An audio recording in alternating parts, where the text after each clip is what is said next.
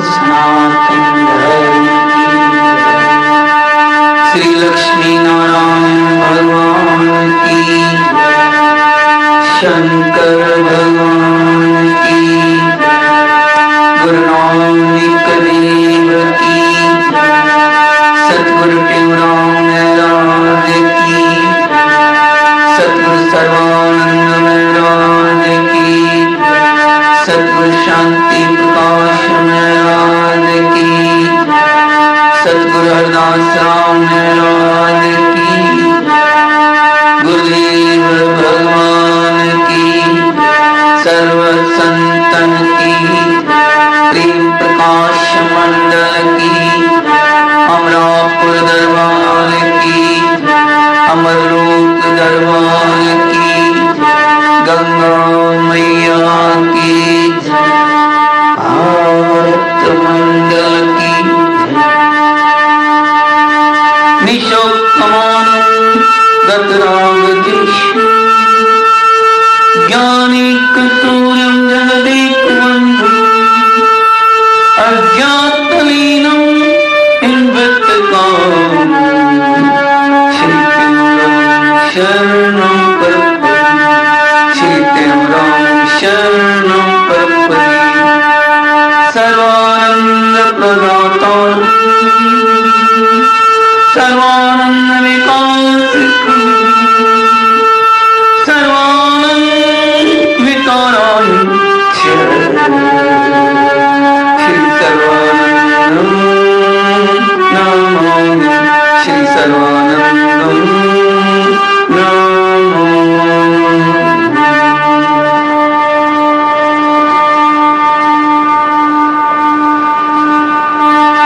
प्रथम बंधु गुरु पार ब्रह्म जो है सबका मूल रामा जो है सबका मूल रामा जो है जाकी इच्छा ते बना सूक्ष्म जगत स्थूल जाकी इच्छा ते बना हरिहर सूर गणेश शारद मात मना जाके पद वंदन किए सर्व विघ्न मिट जाए सतगुरु के पद पदम लेकर मैं आता कहते हूँ संसार में शोध लिया निजता सावधान होके प्रीतम प्रीत लगा शिखर ध्वज चूड़ा लागी शिखर ध्वज कथा कहूँ मैं गाय कथा कहूँ मैं जा ज्ञान वैराग्य विज्ञाना है पुण्य पतवित धर्म प्रधाना है जितने जग नर नारी है वे इनके सब अधिकारी है कहते हूँ जो सुन विचारे पावे तो जन्म मोक्ष द्वार मात गर्भ में देर न आवे मात गर्भ में अजर अमर गर्माए तमावे अजर गर्माए तमावे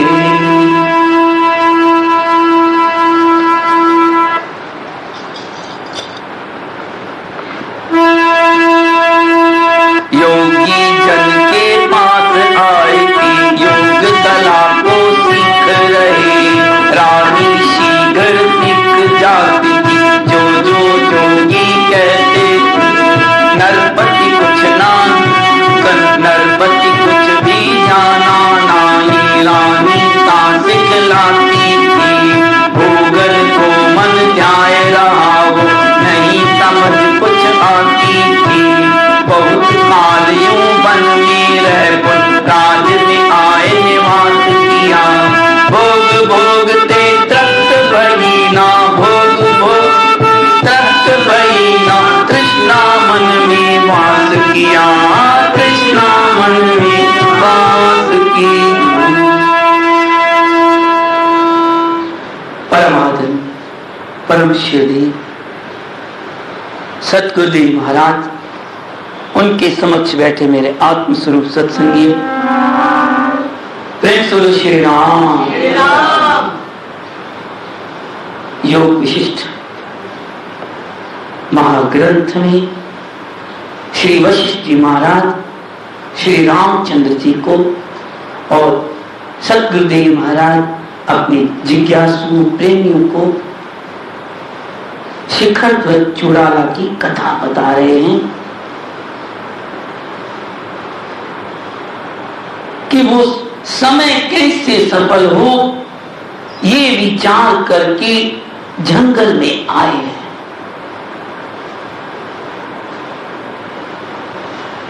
इधर उधर सभी जगह घूम रहे हैं, महापुरुषों के साथ मिल रहे हैं, संतों के साथ मिल रहे हैं, उनकी वचनों को सुन रहे हैं, उनसे वार्तालाप कर रहे हैं,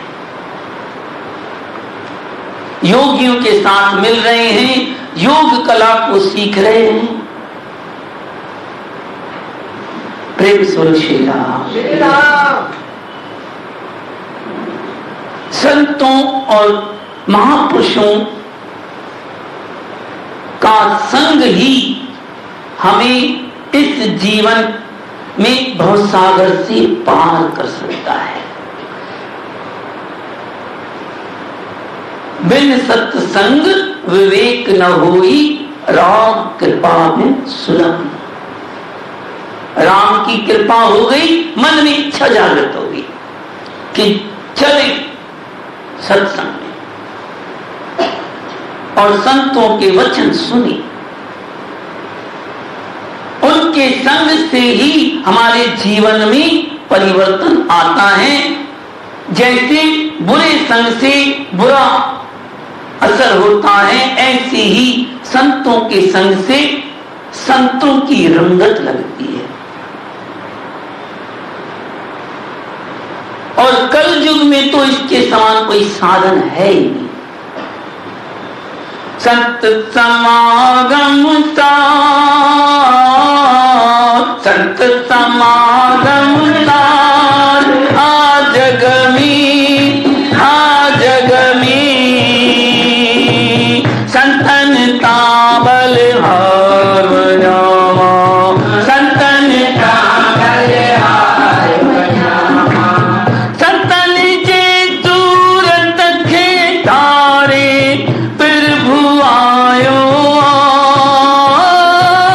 संतन जे सूरत खे तारे प्रभु आयो, जीवन जे तारण लाई हर ही बेख बढ़ायो, जीवन जे तारण हर ही बेख बढ़ायो, शुभ दिन जो दीदा, शुभ दिन जो दीदा, आज जगमी संतन ताबल हार बजामा, संतन ताबल हार बजामा। अमर देश में संत रहन था, जन्म मरण जितना, अमर देश में संत रहन था, जन्म मरण जितना, ज्ञान तत्व ते आसन तिन जो सुखी रहन मन माय, ज्ञान तत्व ते आसन तिन जो सुखी रहन मन माय, ज्ञान जो कन पर चार, ज्ञान जो कन पर चार, आज जगमी संतन ताबल हार बजामा, संतन ताबल हार बजामा। संत जगत संत समागम ता, संत समागम तार आज जगमी संतन ताबल हार बजामा, संतन ताबल हार तो सतगुरु महाराज अपनी अमृतवाणी में लिखते हैं कि संतों का संग मिल जाए, इससे और कोई भाग्य नहीं हमारा। इसके लिए पहले जब न विचार उत्पन्न होता है, शुभ विचार, मन जागृति आ जाए कि मुझे अपना कल्याण करना है। संत समागम किसको अच्छा लगेगा? जिसको ना अपने कल्याण की इच्छा होगी। जब तक संसार में फंसे हुए हैं, उसमें आनंद आ रहे हैं, संतों के साथ आएगा ही ज्ञान। देखो, संसार की जिसको ना बदबू भी सुगंध लग रही है, उनको संतों की सुगंध भी बदबू लगेगी। जिसको ना रजोगुण ज्यादा है, संसार की वस्तुएं अच्छी लगती हैं, वो संतों का सादापन देख के, सादगी देख के, उनकी रहनी करनी इतनी देख के उन कहेगा क्या है, इससे तो हम अच्छे हैं, हमारे पास तो कितनी आनंद है। तो उनको फिर संतों के संग में बदबू लगेगी। उनको तो एक बात सुनो, इत्र वाली जो दुकान होती है ना, वहां पे जाके बैठो तो इत्र की खुशबू अच्छी लगे, और जो इत्र की हमेशा इत्र का ही ध्यान खुशबू रहती है, उसको वो ही प्यारी लगे। दूसरी जगह जाएगा ना, जरा सी बदबू आई, कहेगा ये कहां फंस गया। एक और उदाहरण, एक राजा जंगल में फंस गया, कोई रात हो गई, कोई स्थान नहीं मिला। एक दूर से झोपड़ी दिखी इसको, गया झोपड़ी में, देखा बदबू आ रही है चमड़ों की। एक चमार बैठा था, वो जमा करके रखते हैं खाली जानवरों की। अब एक झोपड़ी, राजा ने कहा अब कहां बिताऊं, तो प्रार्थना करता है मेरे को कोई जगह दो, मैं वहां रात गुजारूं। तो कहा भाई मेरे पास तो एक यही झोपड़ी है। कहा यहां कैसे बैठूंगा, मुझे तो एक सेकंड भी खड़ा होता हूं, इतनी बदबू आ रही। तो भाई यही जगह है, आपको रहना हो तो नहीं तो जाओ। मजबूरी, उस कमरे में मजबूरी में सो गया, और चमार फिर दूसरे बाहर जाके सो गया। क्या करे, राजा के लिए भाई इतना तो करना पड़ेगा, तकलीफ में सो गया। अब रात को सोते सोते सुबह होती है, बहुत पहले तो मुश्किल, फिर नींद आ गई इसको। नींद तो सूली पे भी आ जाती है ना। अब सुबह जब उठा, वो चमारा के कहता है उठो, दरवाजा उसकी कोई अंदर से बंद, दरवाजा खटखड़ा, भाई खोलो, बाहर निकलो, सुबह हो गई है। राजा निकला ही नहीं। भाई क्या बात है, तुम एक मिनट नहीं बैठ सकते थे? कभी बस अब तो अच्छा लग रहा है। अजीब बात हो गई, संगत लग गई ना, उस संग में, उसकी बदबू में वो रहना सीख गया। जो जैसी स्थिति में रहना चाहे ना, रहता है ना, वो रहना सीख जाता है। तो जैसी ना बदबू में रहा, वो बदबू उसको अच्छी लगने लगी। ऐसे ही संगत का ऐसा असर होता है, बुरी संगत में हम जब फंस जाते हैं तो उसमें आनंद आने लगता है। ज्वारी में ज्वारी से आनंद, शराबी को शराबी से आनंद, भले अंत में फिर बाद में पछताए, रोए बहुत, लेकिन अपना जीवन बर्बाद कर। ऐसे ही संतों के संग में जो आनंद है, उसकी कोई वाणी से नहीं कहा जा सकता। उनकी जो सुगंध है, गुरुमुख को आती है। हमारे सतगुरु स्वामी तेवरा महाराज थी, संत से मिलते हैं ना तो बहुत आनंद आता है, क्योंकि एक दूसरे की बात करने से क्या होता है, संत ना आपस में मिलते हैं तो वो अपनी बात बताएगा, वो अपनी बात बताएगा, जो बीच में कोई संशय भ्रम मिट जाते हैं, ज्ञान वृद्धि होती है। सही संतों, वेदवाद वाले नहीं हो, भेद वाले नहीं हो, अच्छे संत ना जब दो मिलते हैं तो अंदर की गुत्थियां खुल जाती, जो रही सही गुत्थियां। तो हमारे सतगुरु स्वामी टेवराम महाराज क्या करते थे, सुबह को टंडे आदमी अमरापुर स्थान में 2-3 संत कोई बाहर से भी आते, कोई वहां के, तो बैठते थे, वार्तालाप करते थे और फिर वहां पे एक पुस्तक पढ़ाते थे साईं टेवराम, जिसका नाम था पारसमणि। उस पारसमणि में भी ऐसे ही संतों के वार्तालाप बताए गए, तो उसके द्वारा सारे मन की जो दुविधाएं थी मिट जाती थी। तो संतों के संग में जो सुधरता है ना, वो फिर बिगड़ नहीं सकता।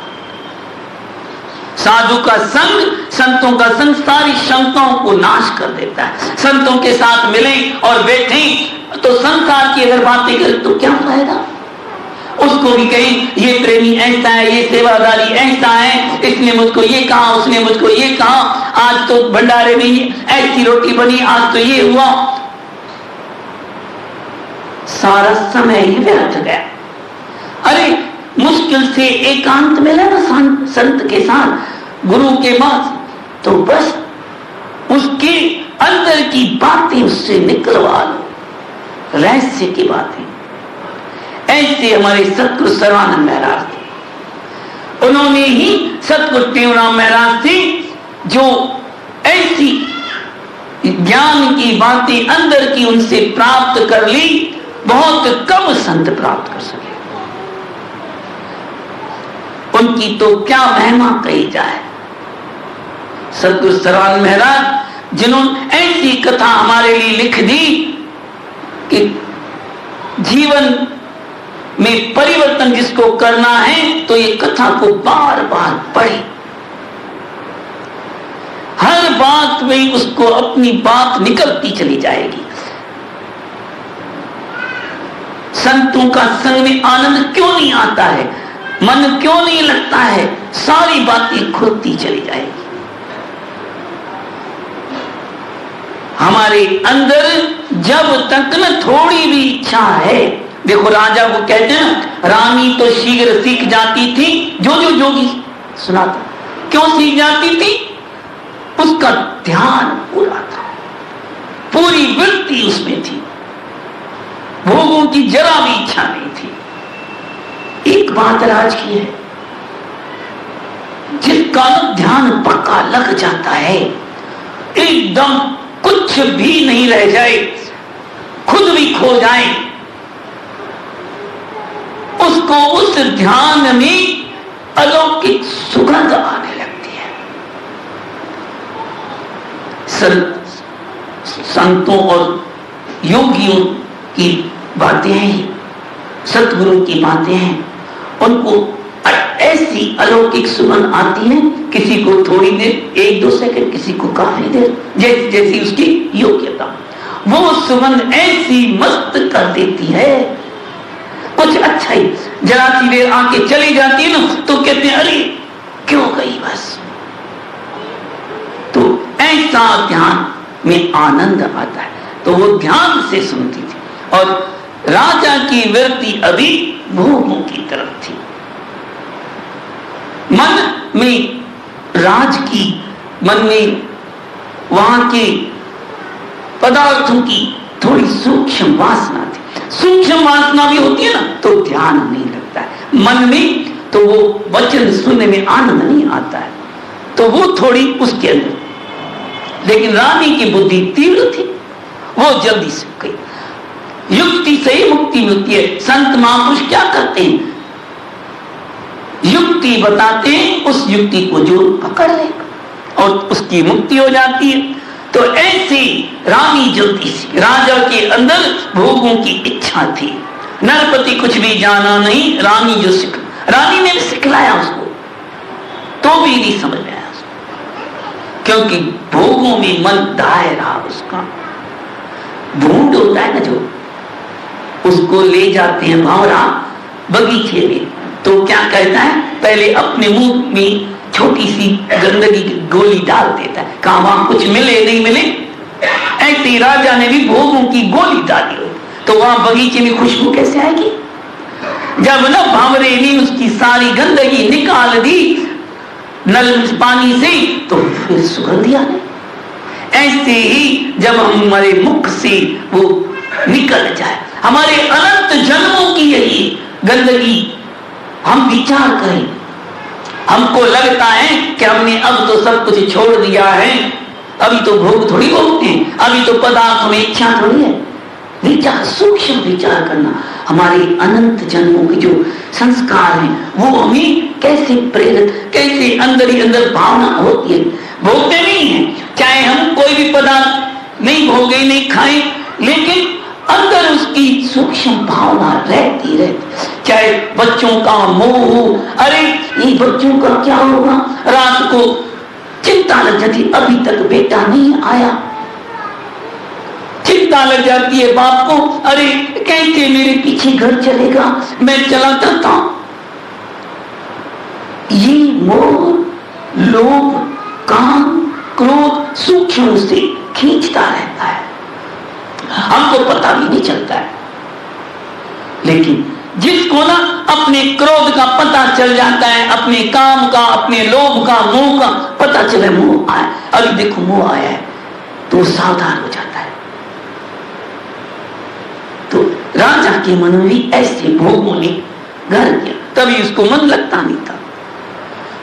सदगुरु महाराज कहते हैं भोगों का संग नहीं करना, संग न करना कभी भोग करालते, संग न करना कभी भोग करालते, प्रीत लगाओ प्रभु प्रतिपाल से, प्रीत लगाओ प्रभु प्रतिपाल से, संत मराल से गोविंद गोपाल से, संत मराल से गोविंद गोपाल से, दिल को मिलाओ तुम दीन दयाल से, दिल को मिलाओ तुम दीन दयाल से, प्रेम सुर सतनाम साहिब। तो इस दिल को दीन दयाल प्रभु से, सतगुरु से मिलाओ। जैसे हमारे सतगुरु सर्वानंद महाराज ने अपना दिल, दिमाग, बुद्धि सब सतगुरु के चरणों में अर्पण कर दिया, तो उनके अंदर भी वैसे ही गुण आने लगे। अगर अच्छी तरह से हम साईं सर्वानंद महाराज को देखें, उनकी जीवनी पढ़ी, उनके बारे में कुछ सारी बातें जानी, तो आप देख लेना, आपको सारा का सारा उनका व्यवहार, चलना, खाना, पीना, बोलना, सारा का सारा सतगुरु टेवराम महाराज जैसा ही लगेगा। कोई उनकी क्रिया बात में कोई फर्क ही नहीं है। लेकिन अच्छी तरह से जो पढ़े जीवनी, बिल्कुल कोई मतलब रत्ती भर का भी अंतर नहीं, दोनों को बराबर समझो। तभी कहते हैं जिन्होंने दिल किसको दो, सतगुरु को दो, अपने संत महापुरुष को दो, वो सत्य के साथ संग करते हैं और सत्य रूप बन जाते हैं, वो कीचड़ भोगो रूपी कीचड़ नहीं पड़ते। हंसा सोई जो हंसगत चाले, हंसा सोई जो हंसगत चाले, चिलड़ पाउन मिले राम, चिलड़ पाउन मिले राम,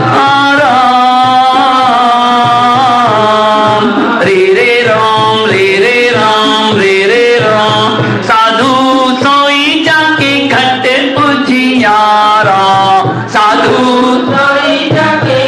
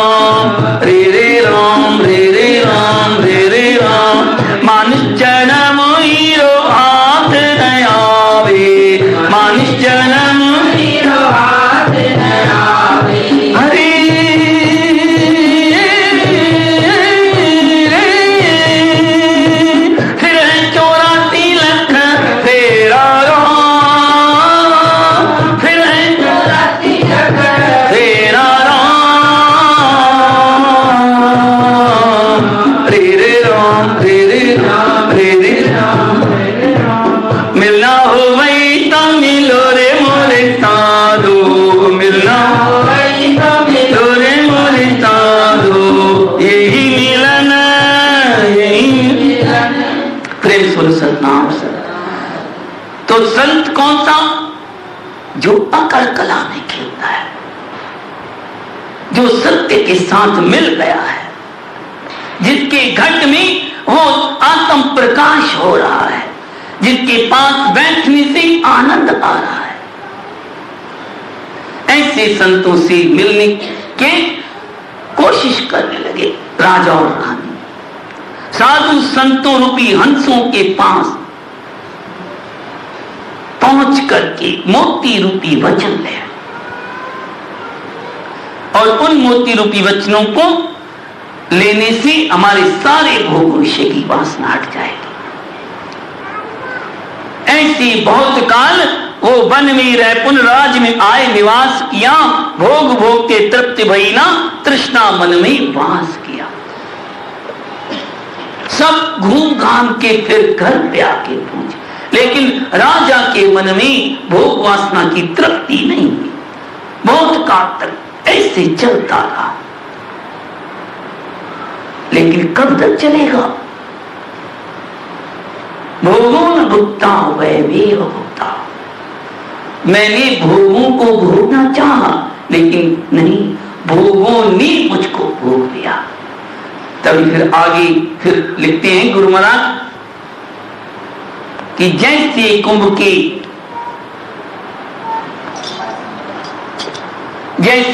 के छिद्र से शनय शनय जल जात, तैसे यौवन के दिवस ताके भय निपा। जैसे ना मटके के छेद में से पानी धीरे धीरे धीरे करके सारा मटका खाली कर देता है, ऐसे ही मटके रूपी स्तन में से आयु रूपी श्वास रूपी ये जल निकलता चला जा रहा है, निकलता पता ही नहीं चलता। और बुढ़ापा आ जाता है तब जाके, तब भी कोई चेते तो तब भी नहीं चेतते, क्योंकि भोगों की अंदर भोग नहीं सकते, लेकिन तृष्णा होता बूढ़ी नहीं होती।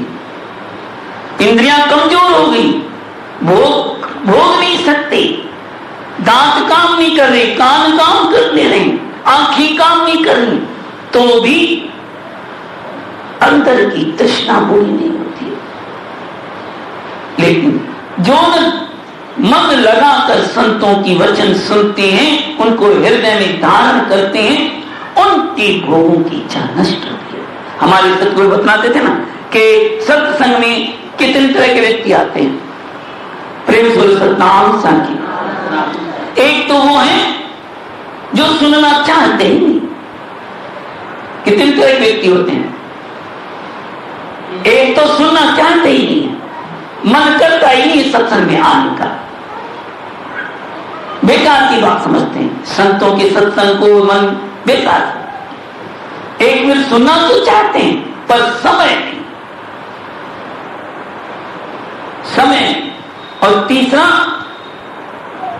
सुनते हैं पर समझ नहीं पाते, संतों की बातों को समझते नहीं। और फिर चौथे पर ऐसे सुनते भी हैं, समझते भी हैं, कर नहीं पाते। और पांचवें हैं जो सुनते भी हैं, समझते भी हैं, करते भी हैं, और वो पार हो जाते। कल्याण के पथ में अगर है एक बाधा, तो अंदर की हमारी भोग की इच्छा है, वो ही रुकावट है।